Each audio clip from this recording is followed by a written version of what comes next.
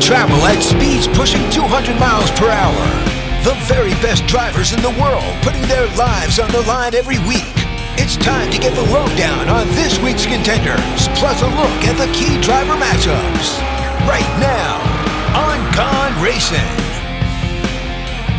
Welcome in, everybody, to 2023. And Jeff, they amazingly asked us to come back for another season. Year 6. Is it year 6? Year 6. Wow. You believe that? They're really scraping the barrel still.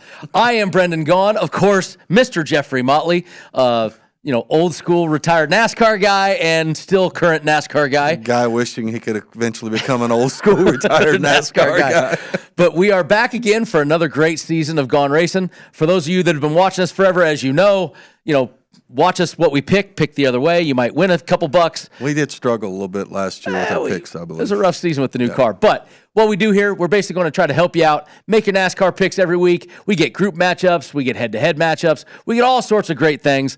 And we try to have a little bit of fun as we're doing it. And as anybody knows, if it's me and it's Motley, we are professionals at what we do, and we have a lot of fun doing it. We are professionally unprofessional. That's a really good point. We are professionally unprofessional here at Gone Racin.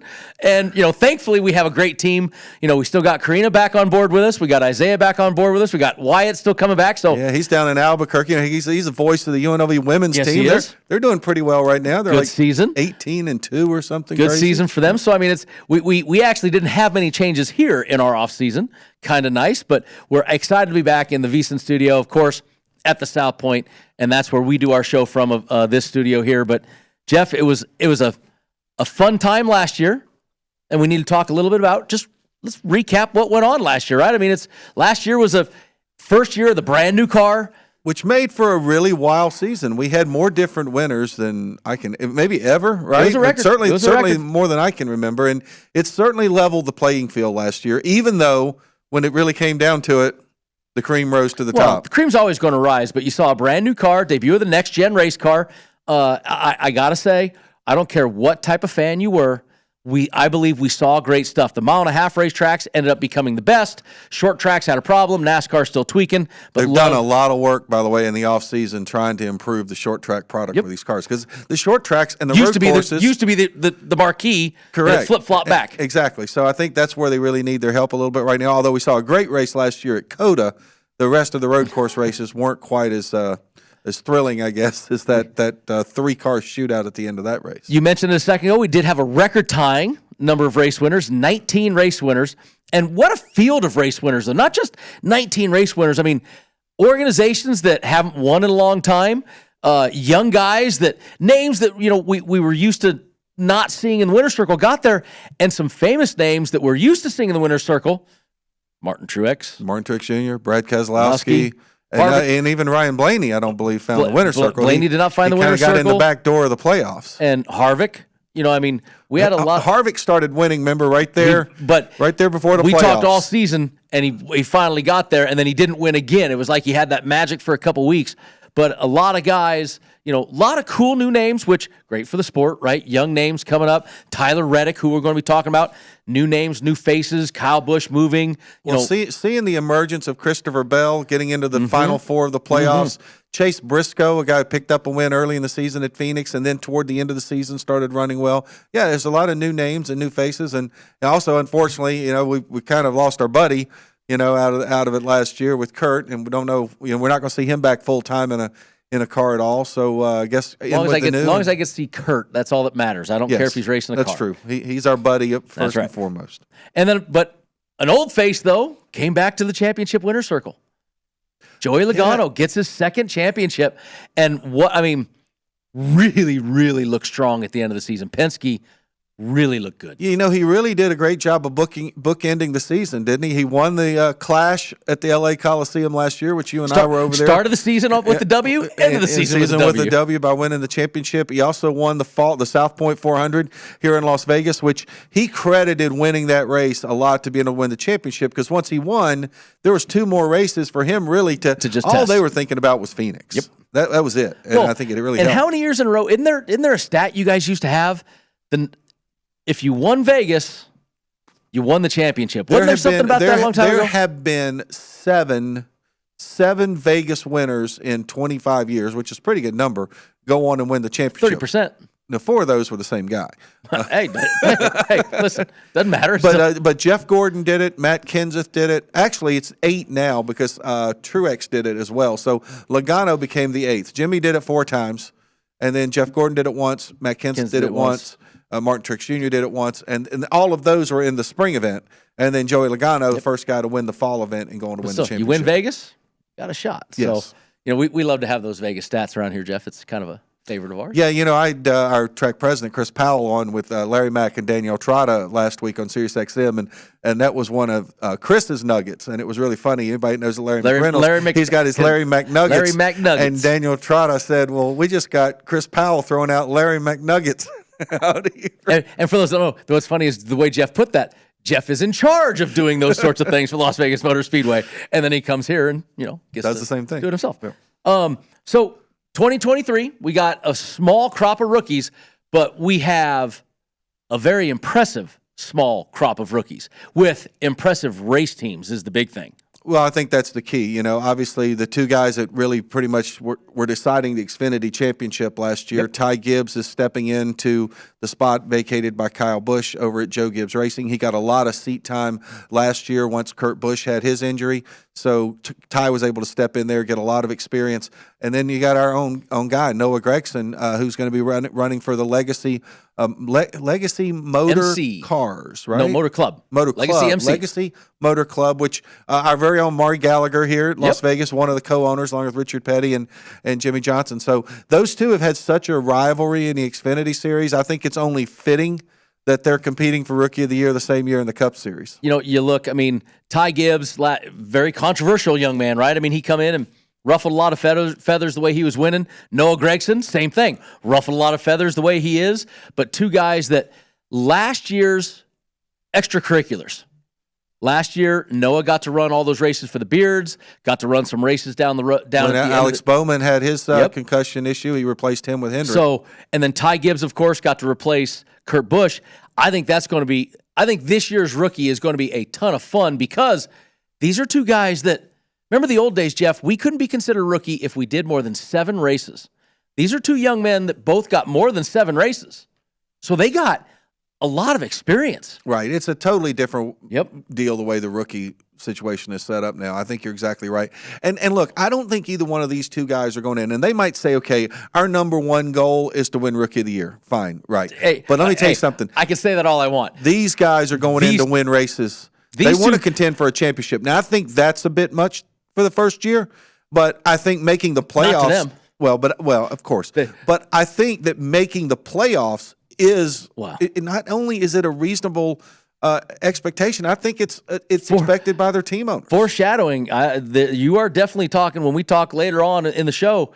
I think these are 2 guys that should make the playoffs. Honestly, you look at the way the teams perform, you look at where they are. I think that if either of these 2 young men didn't make the playoffs, they would be extremely disappointed with their season. No, I think you're exactly right. I think it's a playoffs or bust. Well, I don't know, bust, but playoffs is important to these guys. And they're not in here running with these big sponsors that are on these cars for these big teams. You're sitting there. You're right now. He's not running for Spire. He's not running for Front Row. No offense to Spire and Front Row and stuff, but this is Joe Gibbs and this Legacy MC, which kind of new.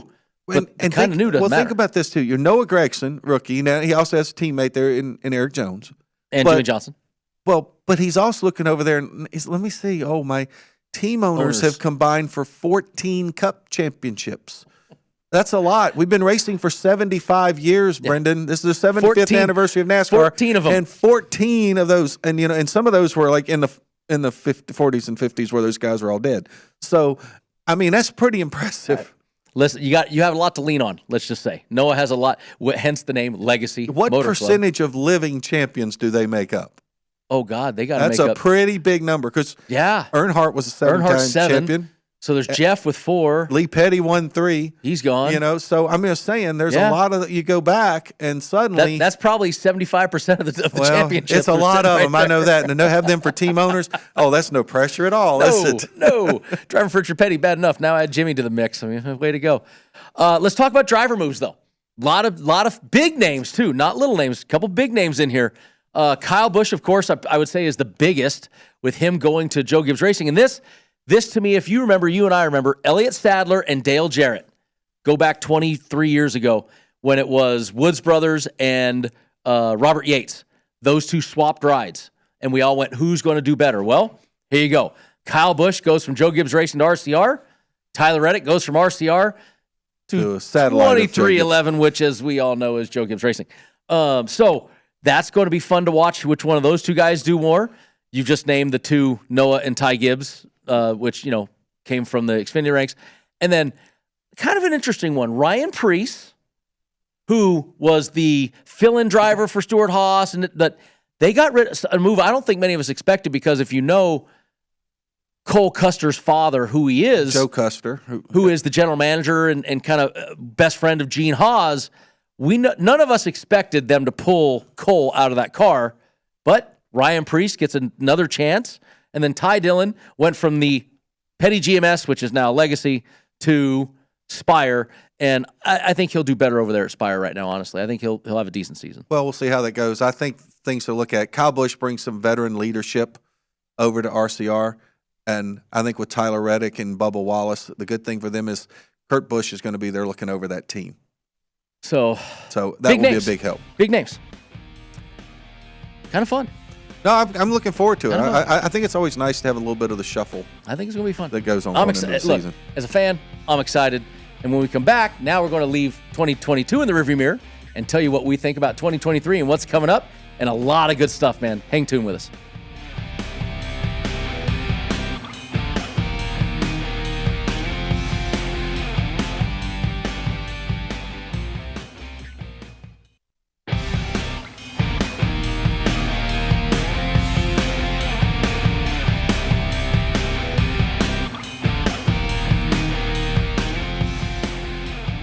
And welcome back in, everybody, to Gone Racin 2023. Brendan Gaughan and Jeff Motley here hanging out with you.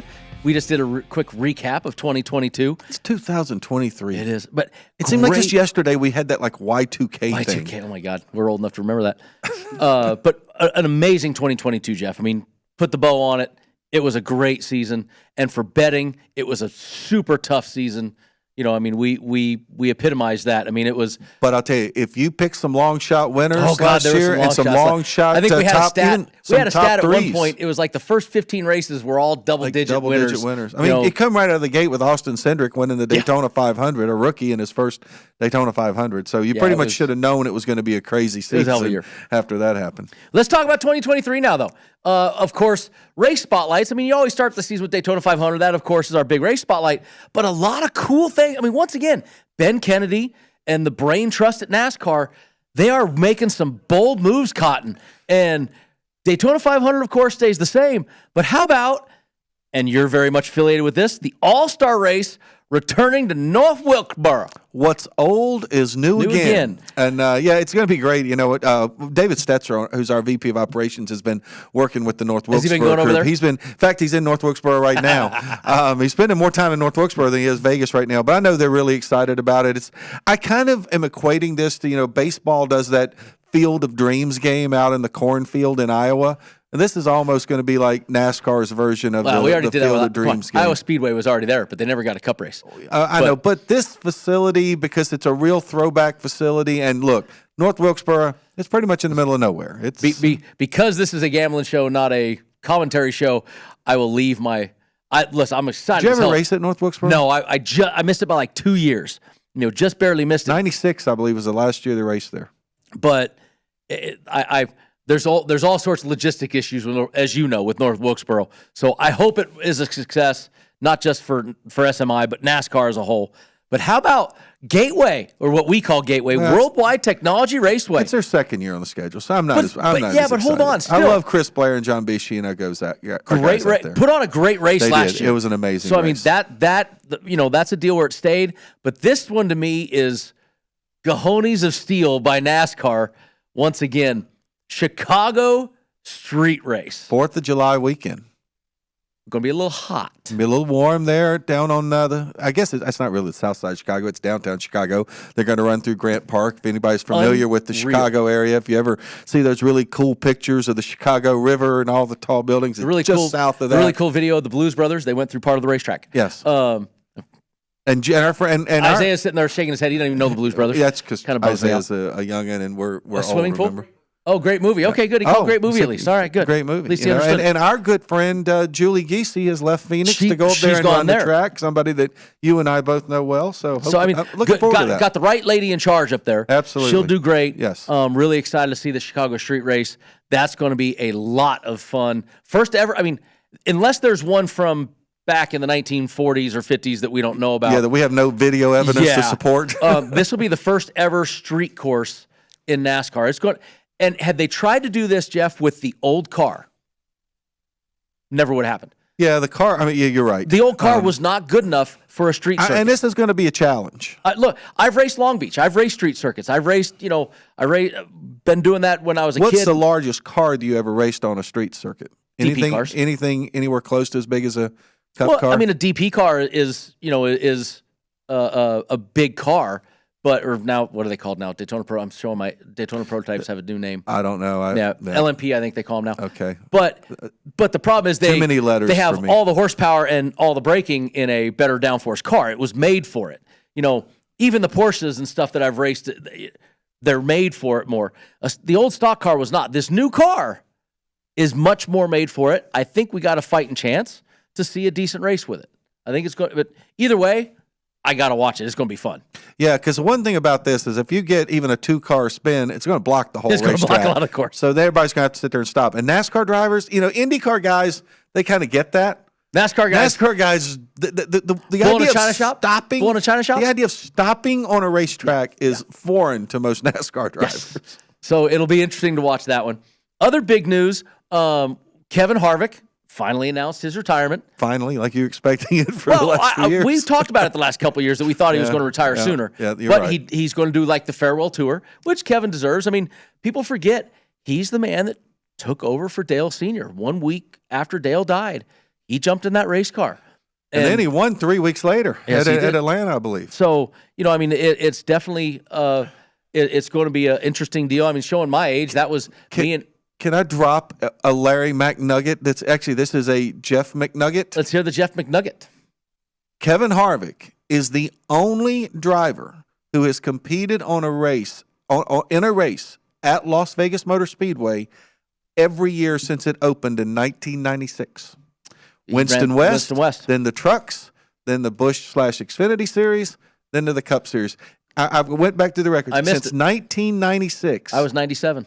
Yeah, but you haven't run the last few years. No, Harvick. I was current until except for 97. Well, you would have missed in 2000 probably when we didn't have a truck race. No, because we had a West race. Oh, did we have a West race? Yeah. Oh, okay. I couldn't remember that. I won the West race in Kevin 2000. won the Busch ran the Busch Series in 2000. 24-hour fitness. That's not the one. You won the West race that year? Yeah. Oh, shows what I know. A media guy. Nice. I was there then. I only remembered you winning the truck race in 03. So, but so Kevin Harvick retiring, which is big news. Like I said, replaced Dale Earnhardt. Oldest guy in the field.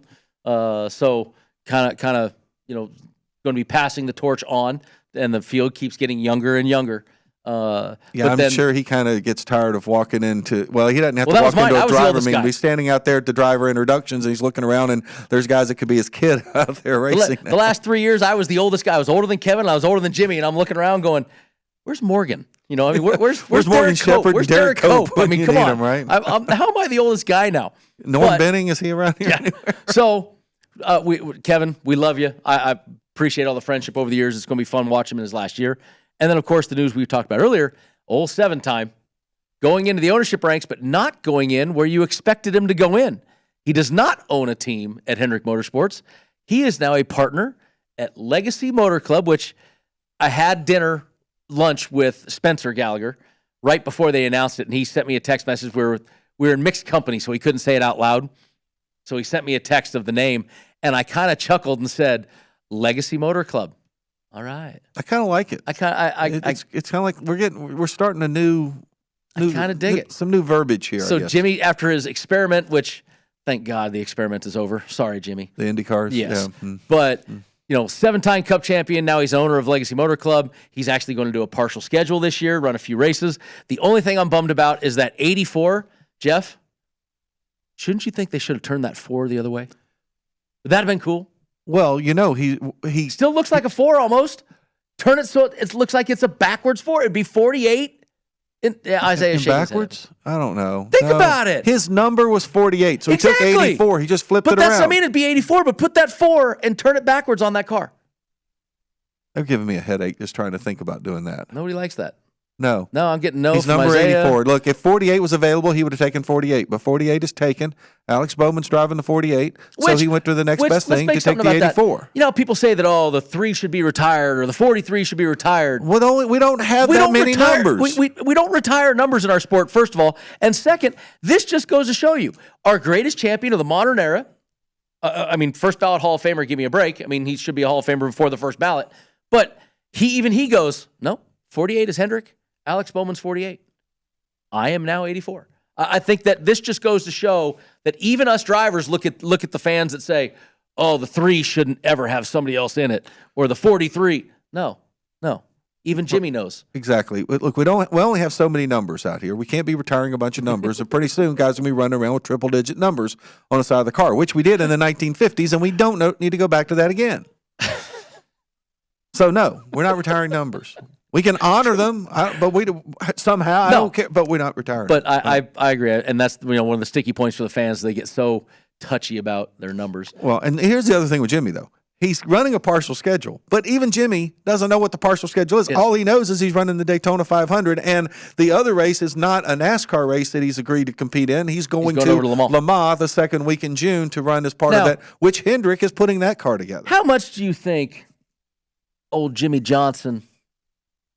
You think Chad Knaus might be hanging out at old Legacy MC a little bit? It's possible. Do you think there might be a few engineers from old Hendrick hanging out? Think he's got a key to the back door so he can come in when no one sees him? I think it might be under the cover of darkness maybe a little bit. So I expect a rise of tide over there at Legacy MC. Well, Jimmy's knowledge, he's not going to get into something. Well, I want to say he's not going to get into something that's not up to par, but he did that in the IndyCar series, so I don't know about that. I think he's going to try to forget about that very quickly. It's kind of like, why did O.J. Simpson go to 49ers? I mean, it was all over, right? Yeah. So, but Jimmy, and once again, doesn't know the race schedule because he's going to do what he can to help the team. He's going to run when he needs to run to help that team get better. So I think it's exciting. A lot of cool stuff. All right, guys, when we come back, time to get into, we do have a race this weekend, the LA Coliseum. So we're going to actually touch on the odds a little bit and maybe touch on the champion for the season when we come back.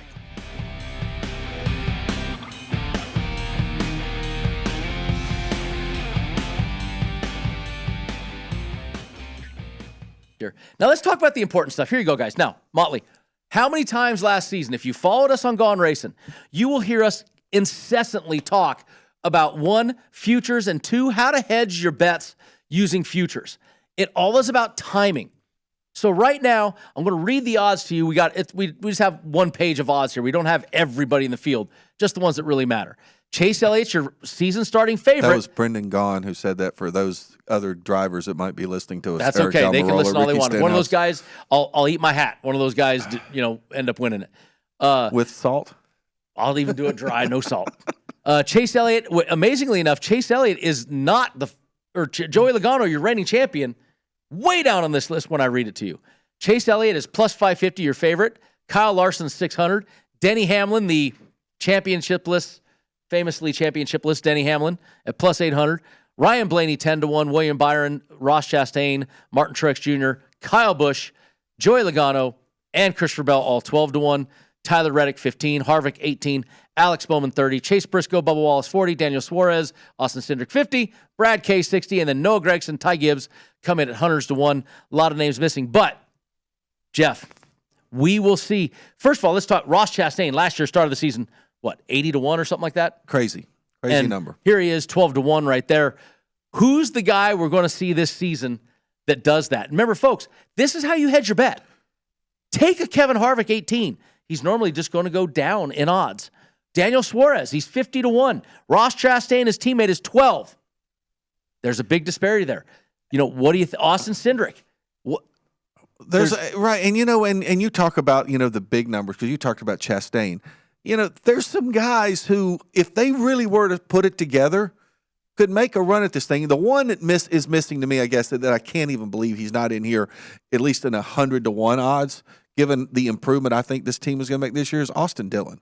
Not to see him in there at all is very surprising to me. And maybe the second name that is not on that board, not even coming in at 100-1, blows me away, is Eric Jones. We know that team's going to be better. And Eric Jones, the guy runs well everywhere.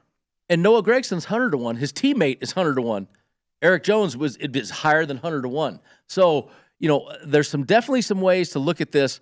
But even, Chase Elliott, 550. Kyle Larson, 600.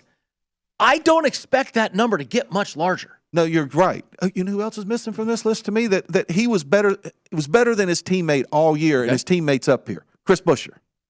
There's Brad Keselowski sitting there at 60-1. Chris Maybe Buescher, that's on name recognition, but Chris Buescher to me has a better shot. Absolutely. So I look at some of these and look, the Kyle Busch number, expect that to go down. Ross Chastain probably going to go down. Some of these guys, jump on them now. Christopher Bell. He made the Final Four last year. Seabell is going to go down in a heartbeat, and I think Reddick's going to go down. But you look at these numbers, you got to take this, and you got to say, hey, who on the right side of that screen can I bet now, knowing the odds will get smaller, and then I hedge against it later in the season as I'm making my bets? Those two guys at 40-1 are interesting to me, Briscoe and Bubba both. I think Bubba started running really well toward the end of last year. Well, Alex Bowman. I got to see if he's come back. Bowman and Byron were this up and down thing all last year, right? We didn't know when to jump on the bandwagon, when Bowman not. got hurt, we need to see the bounce back. I think the bounce back is all there. But to me, you look at Bowman at 30-1. You look at Suarez 50. Cindric, I think Breakout, foreshadowing, I think Cindric's going to have a great season. So there's some names, but this is how you hedge, folks. You're going to hear us. Right. This might be our crapshoot word. You're going to hear this all year from us, Motley. No, I totally agree. And I think this is where you take your chance. Absolutely. All right, guys, when we come back, we're going to give you our bold predictions, see how well we can do this year. Last year, we didn't do half bad.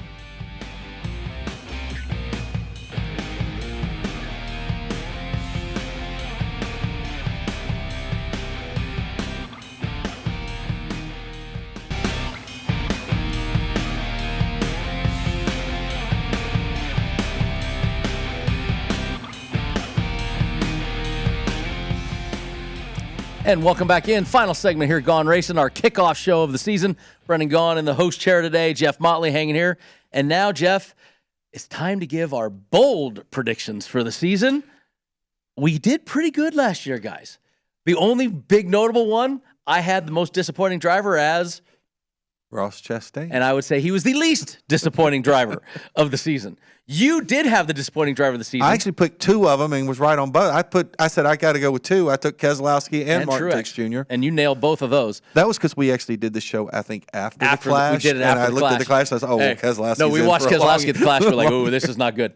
But so we're going to give you our choices this year. And we're going to start off with my 16 playoff drivers. That's what we're going to start the show with here because I'm the host today. I get to go first.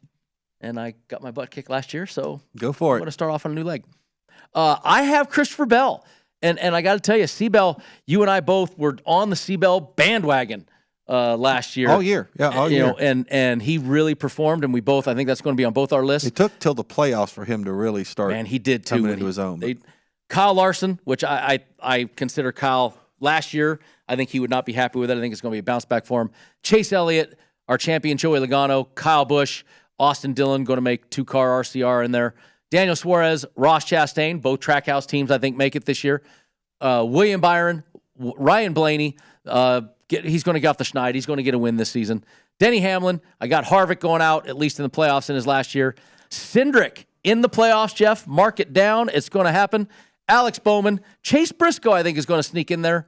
And Tyler Reddick will be there in the new Toyota team. Yeah, you've got a few Toyotas in there, but you left out a whole bunch of Toyota guys. There's only how many Toyotas we got in the race? Six now. You've only got 3 in the playoffs. So, I think that's all that's going to make it. That one, not sure I completely believe that.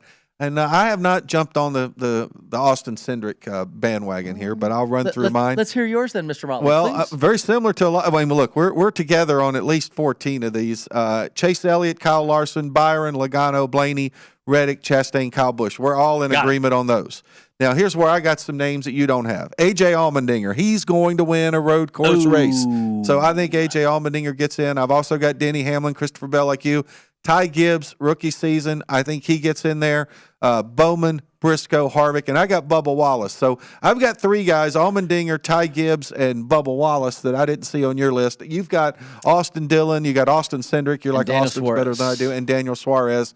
I'm telling you right now, I am really bummed right now looking at yours. And the theory you have is, in my opinion, 100% correct. Who's the greatest road course racer in this era right now? Well, I mean, it might be AJ. Chase Elliott's done You a pretty could say good job. Chase and Kyle, all that. Tyler Reddick's doing a good job. Chase, Kyle, been great. Tyler Reddick, but who's the guy that can? Who's the only guy that showed up on a part-time team and put it to him? The Dinger. And one thing that we didn't mention yet in this show that I think is really going to work into a favor of a guy like AJ Allmendinger is we're not going to have stage breaks anymore in the road course races. They just announced that. So that means we're not going to have these crazy pit strategies quite as much anymore where you're going to stop under green all the time now because that works better try on the to road stop course, under green all the best time. you can. But it doesn't throw things off by saying, okay, we're going to automatically lose this stage because and we talked about it last year. Kyle Larson might have been the first guy that we can remember that was able to pit at stage 1, win stage 1 and pit, win stage 2 and pit, and then go win a race. We all said it could not happen. Kyle Larson proved us wrong. So it made the point that it could happen, but I do like that it's just going to go back to, just for the folks at home know, stage breaks will not happen at the road courses. They will still have a stage winner. The lap that it would have been a stage break, they will not throw a flag. They will just... Well, there will be a green. I think it's going to be a green and white, and the green is going to stay out. To signify that guy is the lap. It's almost the old days. Remember when we used to get lap money? The winner at the leader at halfway, leader at lap 100. Right. That sort of thing. Well, we're really showing our age. The halfway challenge or whatever. Yeah, we had all that stuff. Yep. You know, leading laps. Remember, you used to get paid to lead laps. Missed the old Goodies Headache Award. Oh, the Goodies Headache powder. Got a lot of headache powder in those days. Yeah. But I do like your theory on the Dinger. I think that's a good idea. Well, I'll even give you a waiver to yank a guy out and put him in if you want, but Isaiah's got to make a note for the end of the season. No, I'll stick with the graphic. Okay. I will stick with the graphic. Right. I will stick with the deal. Make the deal you on the way in, right? I mean, okay. All right. You know, as a bettor, you change that ticket. Next thing you know, that's the guy that wins. Let's go to other season predictions this year. Breakout driver, Mr. Jeff Motley. You say? I say Bubba Wallace. Oh, Bubbles. I just think that I think having another year in the Cup, I think having Kurt being more of a coach to him, I think is going to be helpful to him. I think those Toyotas are really going to make a concentrated effort to be better this year. I mean, I think we all know David Wilson and his team over there, and I don't think they really liked how last year went very well. And I think you're going to see a concentrated effort from Toyota, especially with that team. I like Bubba. And I like Austin Cindric. I think that coming off the championship year with Penske, that's going to rise all tides over there. And I think that Austin Cindric is going to have a good year. He had I think you and I would both call him a somewhat disappointing year. Winning the Daytona 500. After that, fairly disappointing. I think he's going to be the breakout this year. All right. We have Rookie of the Year, and he and I. Wow. This one hurts. Do I need to pull that knife out? Do I need to call Noah and be like, hey, I'll pull it out? Noah, don't worry. Just stay right there. I'll get the knife out of your back. No, because I'm going to explain myself. So if you ask me who do I really hope wins Rookie of the Year, there's no question I won't know what to win Rookie of the Year. But I also feel like we've got people that are going to invest money because of what we may possibly say on the show. And I just think it's not that Ty is a better driver than Noah or anything like that. I just think that the Gibbs team right now, I think there's still going to be a learning curve with Legacy. This could be really close. I believe. See, here's the difference. I'm a believer. I believe in Noah, and I believe that Jimmy and the Hendrick group over there is going to get that thing going. Well, and here's the other problem with Rookie of the Year, too, though, Brendan, is that, it used to be it was the season-long points. Well, it really isn't now because if one of these guys wins in the first 26, even if the other guy beats him every single week, that guy that won in the first 26 is Rookie of the Year. It comes down to who's And I can just see Ty Gibbs getting help from his teammates on one of these big tracks, because, hey, he's, I'm not going to say it, but, I can just see him getting some help somewhere. Well, so let's look at the disappointment one because I think this one is amusing to me. We kind of been going back and forth. My disappointment was last year, Mr. Motley's disappointment, which So I kind of just double disappointment. Is it really a disappointment after he was already the disappointment? I'm kind of getting the nod, like, that this doesn't count. I should have picked somebody else. But I think that Truex Jr. has a back-to-back bad years, and I think that. But I want to know what is disappointing from not making the playoffs. I mean, what's he got to finish how much outside the top 30? I think there's still a lot of expectation there, so I put Martin Truex Jr. But I do understand getting the commish of the league, Isaiah, nodding his head at me, because I do understand that. He already had a disappointing year, so how much more disappointing can it be? I mean, it's not like he's going to be 30th in points, so I get it. But you are taking the antithesis of me. Yeah, and maybe this one isn't really necessarily fair. I mean, I went with Austin Cindric once again because he was disappointing last year. How could he be disappointing again? Well, but he did win the Daytona 500 last year. So, and he did win Rookie of the Year last year. Yes, he did. And the reason I'm saying this is I think because he drives for Penske, because of his success in the Xfinity Series, coming off of winning the Daytona 500, Rookie of the Year, making the playoffs, I think the expectations are high. I just don't know if he's going to live up to them. All right, the driver with most wins, you and I both agree on this, and I think we're both on the right track here. I think it's going to be from the Hendrick camp no matter what, and you and I both agree. Chase Elliott. He's going to win half the road course races. That's going to give him 3 of them You're going to have the road course races. You're going to have what he's been able to do. So I think Chase Elliott by far, easy win there. Now let's go to our Final Four. My Final Four, Seabell, Kyle Larson, Chase Elliott, Joey Logano. Does that sound like last year's almost? Pretty close. Is that the same? But I got no, because Kyle Larson wasn't there. But right. I got Kyle Larson as my champion this year. What say you, Mr. Motley? Well, my Final Four, we're going to wait for the graphic to pop up on the screen because I can't actually remember what I put in there. But I've got Chase Elliott and Christopher Bell just like you do in there. But I've also got Tyler Reddick, Denny Hamlin. I know that's 3 Toyotas. Maybe that's a few too many Toyotas in there. I really like Reddick, though, moving over to his new team. And I'm taking Denny to win it because I just keep thinking that he's the best driver to have not won a championship that's out there racing right now in terms of his longevity, his seniority on the track. And I just think if he's going to win it, maybe he wins it. He stands in victory lane at Phoenix, says, I retire just like Kevin Harvick, and goes and runs his race team. And that was kind of like Mark Martin retired with his champ. But he didn't win a championship. Oh, yeah, that's right. Didn't work out so well for Mark Martin. Not making fun of Mark Martin, just saying. No, we love Mark Martin. I love Mark Martin. In fact, yeah, you've got a new friend in Mark Martin. He was the what did you guys call him? He was our legend last year. Had a nice dinner with him down at Michael's. That was a nice dinner. Yeah. And our legend this year is Rusty Wallace coming up in October. Yes. That's so much fun. Well, guys, there's our first show of the year. No show next week. This is our kickoff show, so thanks for tuning in. No show next week. We'll be back, of course, for a preview of the Daytona 500.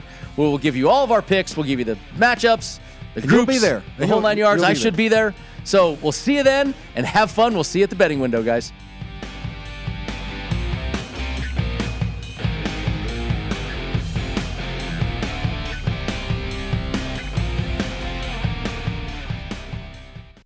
Go to VSiN.com/subscribe to become a VSiN Pro subscriber today.